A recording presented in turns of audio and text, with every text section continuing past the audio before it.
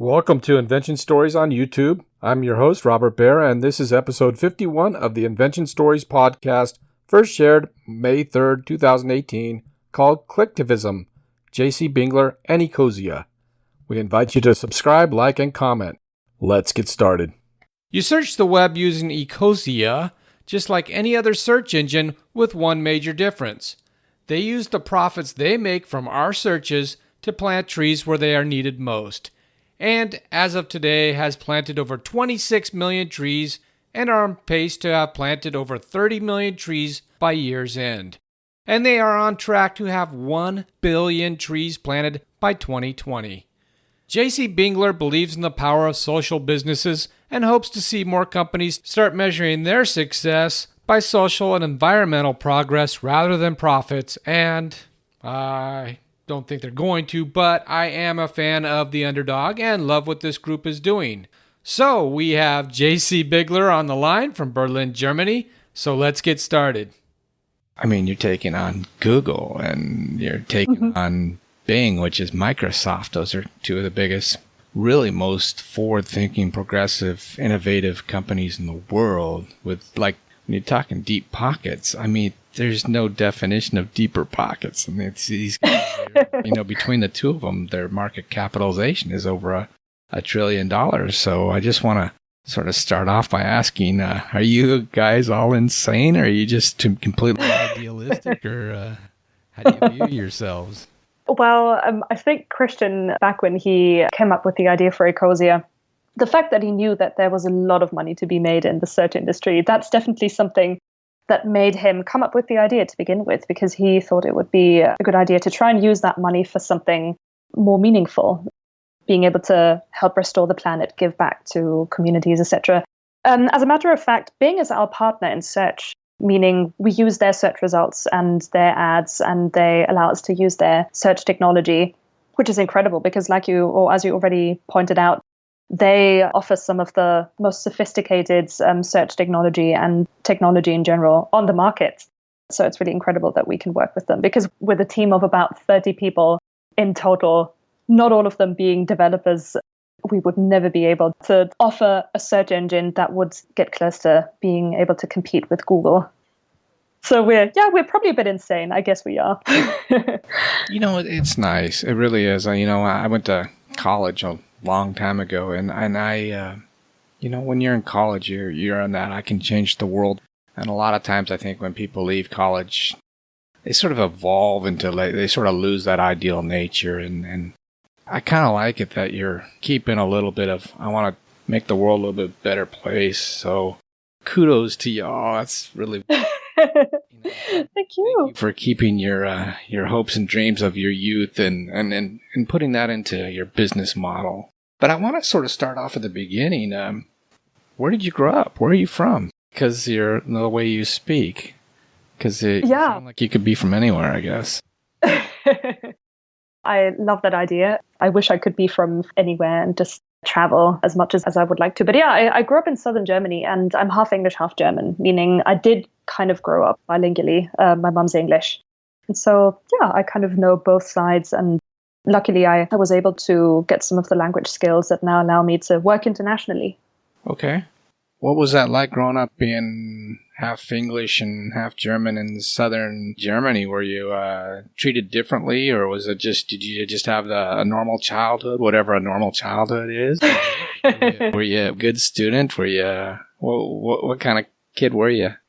Well, it was definitely challenging in terms of, I think that the British sense of humor really is a bit different in many ways. And I mean, most kids appreciate jokes and being funny in general, but I think, especially when it came to grown-ups, we did stick out a tiny bit. But luckily, it wasn't too bad, and we were welcomed into the community in Franconia. Growing up, I think, since most people knew that I grew up speaking both German and English, there were always very high expectations, which is something I sometimes suffered from a bit, because I then obviously didn't want to disappoint anyone, and I felt a lot of pressure. But as I grew a bit older, I realized that it also meant that I could read books in their original language, and I really love American authors from Ireland, from the UK, etc. I really enjoyed being able to watch films in their original language, because Germany is one of the very few countries in Europe that still dubs films, meaning if there's a Hollywood production or any kind of film coming to movie theaters, you won't see subtitles and they won't be shown in English. They will be shown with German voiceover. And the older I got, the more I appreciated being able to see films in their original language and original version. Well, how about as a student? Were you a quick study? Did you enjoy learning? Or I absolutely did, but I was always way too impatient. I always looked forward to entering the working world. I always worked while studying. I worked in bookshops. I worked in event management, meaning I was involved in building stages for festivals and concerts, etc. I worked in bars and also as a freelance translator. And I always wanted to use what I learnt for something that wouldn't just be a theoretical thesis or a project that then wouldn't necessarily be seen by anyone else or wouldn't help anyone benefit. Yeah, I always wanted to work in a real job and work on something that would then get out there. Yeah, so I was definitely very impatient. I was kind of a good student, but I probably more ambitious when it came to my actual career and life as a professional after university. in high school, you were a peer mediator, which when kids were fighting, you mean physically fighting, right? Or just arguing or what? Usually just arguing. I mean, sometimes if kids had just had a physical fight, an hour or a couple of days or maybe a week later, people like me and other students who'd also been trained to become peer mediators, they would be asked to help, the two kids, or in some cases also more kids, to settle whatever argument they had. How did the kids react to you? Did they want to? I think you could tell that once they had a bit of time to think about why they'd started fighting, they would get a bit more timid, which was really interesting because as soon as somebody else who was usually a bit older, usually us peer mediators, or we were a few years older than the kids who would fight, and then you could tell that they already saw us as kind of the grown-ups, and they then wanted to make a good impression in front of, and that was often very helpful because you could tell that they actually wanted to resolve whatever conflict they had, and they just needed a bit of help. And it was really interesting. I really, really enjoyed doing that. Was that just something the teacher said, who wants to be a peer mediator, and you raised your hand, or what? How did you... That's essentially how it happened. It was a program that was new, and a couple of teachers got the opportunity to give us some training and also connect us to external trainers. And I was just really curious about it. I really wanted to hear more about how you can use language to resolve conflicts and getting a bit into other people's psyches and trying to put yourself into other people's position and then help them resolve conflict. And I see that on your spring vacation, you go to Leavenworth, Kansas. I do, I've never been to Leavenworth, Kansas. I know there's a prison that's pretty famous there. 3 of them. 3 prisons. Okay. And you work at an animal control center as a volunteer? Yeah, I work at the shelter that is connected to the local animal control. Well, my aunt, she moved to Kansas 16 years ago, I believe, because she married an American, a soldier, 35 years ago. And then they, traveled through the US because he went wherever the army sent him. And she started volunteering. She's a trained nurse, but she started volunteering with the local animal welfare society called Laws because it's based in Leavenworth. And she started volunteering with them 16 years ago, basically when she moved there. And when I first visited her 4 or almost 5 years ago, I joined her and then enjoyed it so much that I ended up wanting to do it every year. And it's basically one of the highlights of my year, even if it means cleaning cages, bathing dogs, taking them for walks, picking up cats or dogs that need to be transported somewhere else, just so you can make sure they basically get off of death row if it's a kill shelter. So that's something, and also raising awareness for spay neuter programs. And it's just something I've always really loved doing. Okay, sounds cool. What is Ecosia? Is that how you say it? Ecosia? Ecosia.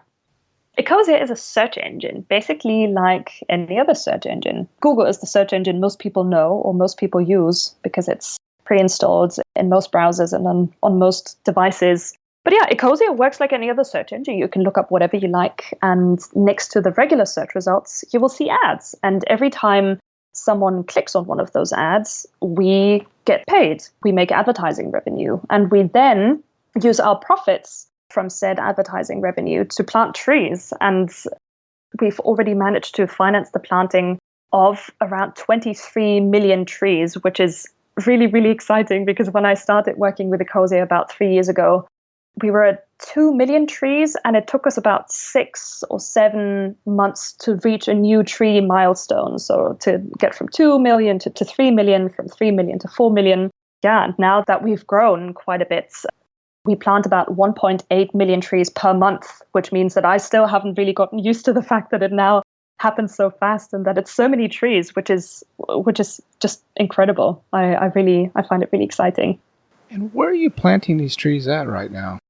We plant them in biodiversity hotspots all over the world, meaning in places where trees have the biggest positive impacts, where there's the highest density of different species, both plant and animal species, and also where if trees are missing, that has the biggest negative impact on the environment, but also local communities. So we try to identify where they would have the biggest impact on the environment and where the local communities wouldn't be able to afford tree planting programs without external help. And so, yeah, a few of the countries we're planting trees in, at the moment it's 14, so naming all of them would take some time, but we plant trees in Brazil, in Colombia, in Peru, in Madagascar, Ethiopia, Burkina Faso, but also in Southeast Asia, in Indonesia. And yeah, that maybe gives you an idea of the fact that our tree planting programs are based all over the world. And how do you know that they're continuing to grow? Do you go back and water them every so often, or is it just up to Mother Nature if it takes off? No, it's actually part of the program wherever it's organized. The aftercare and the actual planting, setting up the infrastructure, and the aftercare is basically part of a job that allows local community members to get a dependable source of income. So we actually pay the local communities to plant the trees and to then take care of them, but also to harvest the forest goods that grow. And local communities can then harvest those goods either for their own consumption or to sell them on the local markets, but also sell them on international markets. For example, if there are nuts that can be turned into some kind of butter that would be valuable for organic cosmetic products, for example, that's a very valuable source of income for the local communities. And that's part of the programs we support. It means that the risk of trees not being taken care of or being cut down after a couple of years, that the risk for that is lower, just because an intact forest will be more valuable and will produce more goods that then can be turned into a source of income than if the forest would be cut down and then there wouldn't be any continuing source of income. So that's part of our projects. And if local communities wouldn't be able to benefit from the projects, the likelihood of us supporting a project would also be very low. When I go to the Ecosia website, right at the front, it kind of tells you how many, you're right, 23.5 million, and it keeps clicking up. How do you know they're actually planting all that and they're not just like defrauding you out of your money? I mean, how do you monitor that? I mean, it seems like you're planting an awful lot constantly. Yeah, well, there are several factors that kind of help us to make sure that the trees actually get planted. So on the one hand, obviously, picking our partners very carefully, whether it's organizations that have already been organizing tree planting programs in countries for a while, or just being in touch with individuals who organize projects. So being in touch with them, asking people who know a lot about the tree planting industry and who can tell us, this is a project I've come across a while ago. For example, I don't know, people teaching at universities in countries where we're looking into tree planting programs. And so asking experts, then being in touch with the organizations, talking to them, making sure we have somebody we can be in touch with on basically a weekly basis. So they can send us proof of planting, they can send us images, reports, coordinates, so we can actually map the trees. And then obviously visiting the projects in person, which takes a lot of time and can also be very exhausting. But It also allows us to actually take pictures of the trees and film the trees being planted, conduct interviews with the people on the ground. Yeah, it also means that we can share all of that with our users. And that's what makes all the efforts more than worth doing. Well, let me ask you, who is Christian Kroll? Christian Kroll he's essentially a perfect mix between a very business savvy guy and a total hippie, meaning he's very good at determining what would allow us to plant the biggest amount of trees and how to get there. So he's very business savvy, but he's not interested in becoming a rich man. He could be a millionaire, or he could have been a millionaire by now, but he's more interested in fixing issues he identified as very, very serious many years ago. And that's something that I find very impressive. And did he start the business? Is he see that he's the CEO? How did it all start? Did he have a small group that he knew and said, "Hey, let's go and plant some trees"? Kind of. Well, it was kind of a one-man show for a couple of years where he worked with a few people until at some stage the project really took off and he was able to hire a full-time team. But yeah, he basically had the idea during university when he was studying business administration, also in southern Germany. But he already knew that he wasn't really interested in a corporate career or a typical business.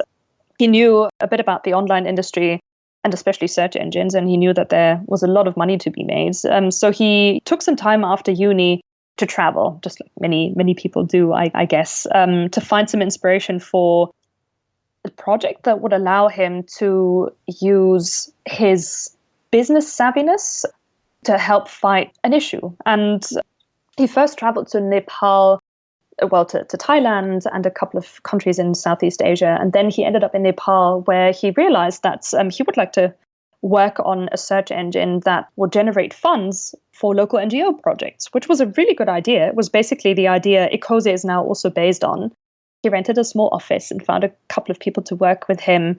But since the internet connection and the electricity situation weren't really very dependable, working on a search engine was literally impossible. So he kind of started traveling again after a few months and then traveled to South America and spent a lot of time in Argentina, where he read a lot about deforestation, the connection between globalization and climate change, and how planting a significant amount of trees could help fix some of those issues and neutralize or sequester vast amounts of CO2. And he visited a few planting projects in Brazil and then realized that was what he wanted to do. He wanted to work on a search engine that would generate money for tree planting. That's basically how Ecosia was born. Then he returned to Germany and actually managed to get in touch with Google to ask them if they'd be interested in a partnership, which at first they were, and there was a contract, that was an official partnership. And back then it was called, if you're German, it's easier to pronounce, it's called Forestle, meaning basically forest plus LE, to kind of pun or to make a pun with Google. But Forestle went live, and a week later, Google backed out of the partnership with giving one reason, which was they were afraid that if people knew that if they clicked on ads, they would contribute to the tree planting program, that they would then just end up clicking on ads randomly without generating any leads, without purchasing anything, which then would have hurt the advertisers, who basically are Google's main source of income or most important customers. But already back then, there were sophisticated algorithms that could detect that kind of random click on ad behavior and basically render it neutral. So there was no reason really to back out of that partnership. But yeah, they did. And then Christian had to find a new partner very quickly. And so he got in touch with Bing, and back then also Yahoo. And we're still partners with Bing. And since, I think, September 2015, Bing is our exclusive partner, and we're not partnering with Yahoo anymore. But yeah, we still work with Bing as our search partner. I think it's cool. I do. I just think it's just unbelievable that you're taking on the big I use Google Chrome when I'm as my browser, and so I noticed there's a there's an add to Chrome button. Why wouldn't like Google just like disable that or mess with you? Or are you just, I mean, it seems like if I'm the biggest corporation in the world, I know it's illegal and whatever to operate like this, but why wouldn't they just mess you up? Do you think you're just so small, or is it just... Yeah, we are. Yeah, definitely compared to Google and other search engines, we definitely are. We have about 7 million users, which for us is awesome, but it's nothing compared to the amount of users Google has, for example, which I think that partly already answers the question. They just don't necessarily think we're enough of a threat, which in a way is true, I guess. But I think we also, we try to communicate that for us, it's not either or. It's not about making people switch to Ecosia exclusively. We want to tell them there are alternatives. There are other search engines out there. Give them a try. If you don't like them, then feel free to choose another one. But you should know that there is something you can do with all that revenue that is being generated and which is currently not necessarily being shared with anyone. And we want to do things differently. And the more people use Ecosia, the more trees we can plant. That's how we try to approach it. And maybe we're still too small for Google to really care. I mean, they definitely know that we exist. But maybe they also realize that more and more people are getting interested in that kind of business model. And more people do appreciate that there are products and services that allow them to capitalize on a daily habit and support a good cause for free by doing so. And if Google should ever do something similar, that would be basically, that's what we would want, because they could probably reforest the entire planet within a day if they decided to do what we were doing or what we're doing. So for us, by all means, go for it, Google. Please plant more trees. I kind of see that because, numbers are just numbers, and unfortunately, the whole world runs on numbers. But you have probably 7 million people that passionately care about yours and have chosen to choose that over. And you can't really measure the qualitative followers or users of Ecosia. Somebody would have to make a choice to use Ecosia because they care and they're probably passionate. How do you grow? What is the plan to grow and get to 10 million users or 100 million users? Yeah, well, basically trying to reach out to people where they're already in a situation where they might be interested in giving an alternative search engine a try. That's what we try to focus on. So basically, if people are on social media or they're already doing something on the internet, that's where we try to meet them. So social media marketing and advertising, where word of mouth also works very well. Because usually once people hear about Ecosia, they tend to really love the idea and they are willing to share it with others just because they get very enthusiastic about what we do. So making use of that and giving them more reasons, but also content they can share and tell people, hey, I've come across this search engine that plants trees. Isn't that a great idea? To make that work and to kind of try and scale that. That's what we try, because a lot of other marketing measures are just very expensive and maybe also not something that would be a good fit for us. And since you already mentioned numbers of users and numbers of followers and listeners, etc., we would need about 1 or maybe 2% of the entire global search market to plant the number of trees. We think we would need to make a significant difference and to really reforest some heavily deforested areas. And 1 or 2% is really, really not that much, meaning that's what would be enough for us. It's not that we want to take over the entire search market or we want to really compete with Google and become the biggest search engine in the world.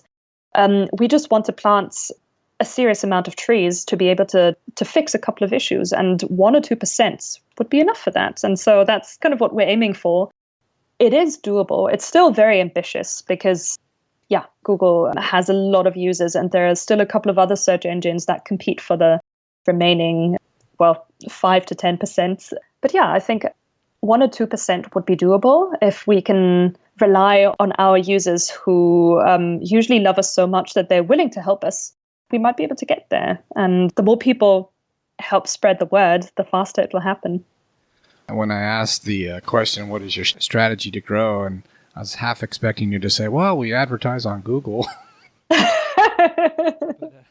But hey, I want to ask you, what's your biggest obstacle? Like, if you had to say, like, what's the number one obstacle that you have to overcome, and what's the plan for overcoming it? What would you say? Well, the fact that Google is pre-installed in all major browsers, basically, and on most devices, meaning if you have an Android phone, yeah, your browser, your mobile browser will already come with Google. And it's basically, well, it's the same with Safari, really. And that makes it very hard for people to even understand that there are alternatives. Many people don't even really know what a search engine is. They just know, well, I go online or I use the internet. And then if I want to find something, I just type it into the URL bar and then I get replies. And they know that Google is a company and they know they use the term, let me Google this. But they don't know that there are other search engines. And that already makes it very hard to tell people, yeah, Google is an awesome search engine. It's a really, really good product. There are many good Google products, but there's also a number of very good alternative search engines you might be interested in giving a try, even if it's not for all of your searches. But I don't know, if you want to use Ecosia for 50% of your searches and Bing or DuckDuckGo and Google for the remaining 50%, that's fine. But be aware of the fact that there's more out there that you haven't discovered yet. And being able to reach a significant amount of people is very hard if you can't get into those default situations where as soon as somebody opens Chrome or Firefox or Safari or Internet Explorer, and as soon as they submit a search, their search results will be shown on Ecosia. As long as you can't get into a situation like that or a position like that, it's just very hard to get the word out there. Because of course you can reach people and tell them, hey, give this a try, because they listen to a podcast or they read an article somewhere or they see something a friend posted on social media. But as long as they're not kind of in a situation where they would automatically give it a try because it was already there, like Google is in most cases, yeah, it's going to be very hard to reach those 1 or 2%. I keep thinking, like, if I'm an advertiser, what's the benefit of me going to you? Do you think it's because your viewers, the ones who would find the ads that you would use on Ecosia, would be more apt to be caring about the environment or care about social issues? And if my product was socially relevant, that I would definitely rather pick you? Or what would the advantages of advertising with you be? Well, on the one hand, at the moment, you would go through the Bing network to have ads show up on Bing, but also on Ecosia. So at the moment, there's no way of advertising on Ecosia and nowhere else. But many, many, many people are very interested in that. They say, I think your users, people who use Ecosia, are exactly the kind of people I want to reach because they appreciate the fact that you approach search differently, that you have a very innovative business model, the fact that you plant trees, the fact that you empower local communities and you're a social business and you're sustainable. All those people who care about these aspects, I want to reach because that's the kind of people I want to advertise my products to. So hopefully we will be able to enable people to advertise on Ecosia exclusively without having to go through the partner network. But yeah, basically the fact that even if on Ecosia you might not be able to reach the same amount of people as if you advertised on Google, depending on how much you could pay, obviously. But the people who use Ecosia because we plant trees and they wouldn't want to use any other search engine, which means that if you have products you want people to get very enthusiastic about and care about, then we are probably the search engine to go for. Yeah, it seems like being able to exclusively advertise on your platform seems to be something that could really catapult you in growth. But I want to ask you, why do you choose to be headquartered in Berlin, Germany? Why not New York? Why not London? Yeah, well, for one reason was that Christian's family lives close to Berlin. So when he decided to work on Ecosia, after having seen all these reforestation projects in South America, he returned to Germany and he decided that Berlin would be a good place for him for personal reasons, especially back then. Now, not so much anymore.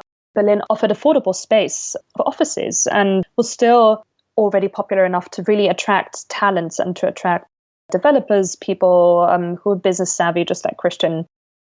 who'd been working in marketing and communications on an international level. Yeah, so it was a good place to start a business. Already back then, almost 9 years ago, you could tell that it was turning into the startup hub, or one of the startup hubs of Europe. And that made it a good place for him to start Ecosia. And now we do have people who travel a lot and who will take care of markets that aren't the German-speaking markets, and who will spend a lot of time in London or in the US, in Paris, etc. So now it's kind of turning into a remote business or a company where it doesn't matter as much where it's based, because the people working for it travel or work remotely. Okay, I didn't know if it was family related, or because you hear that Germany has one of the most fastest growing and best economies in the world. I didn't know if maybe the government was helping subsidize with tax breaks or something, so I thought I'd ask. I do want to ask, where did the name Ecosia come from?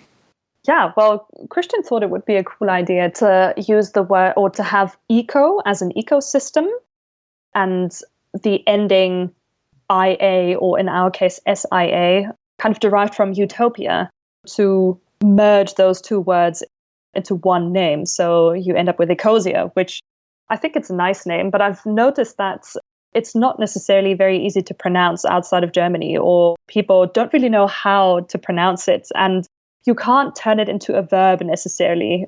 You can Google things, but yeah, well, you could say Ecosia things, but especially in Germany, if you want to turn it into a verb, you're going to have a bit of trouble pronouncing it or making it sound like something you actually would want to say a lot. How do you say it in German? Ecosieren, maybe.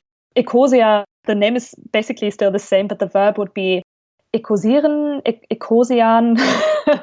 It all sounds very strange, and people, whenever Germans say, the name is really not that good if you want to use it as a verb, just like you would say, Google it, because you can say, etwas googeln, ich google das mal schnell. That's very easy, but Ecosieren, Ecosian, just sounds a bit strange. I think it's pretty cool. It's got 6 letters. It makes you think eco. Yeah, exactly. Well, I wanted to thank you for being on the Invention Stories podcast, but I do have one last question, and that is, what advice would you give to the small, socially conscious startup who wants to take on the giant? What advice would you give them? I would definitely tell them, you're not alone. There are people who can help you and who can help you avoid certain mistakes, even if it means talking to someone who has a lot of experience helping traditional businesses or running companies that are not social businesses or not startups. Try to find people who can help answer your questions, and you will really be able to avoid making mistakes, and you will be able to take shortcuts and learn from very inspiring people and grow your business. And yeah, even if it feels like you may be taking on the giants of the industry, you're not alone. And there are so many other really incredible companies and inspiring people who are willing to help you and who are willing to kind of join forces and help you reach a goal because they also believe in it.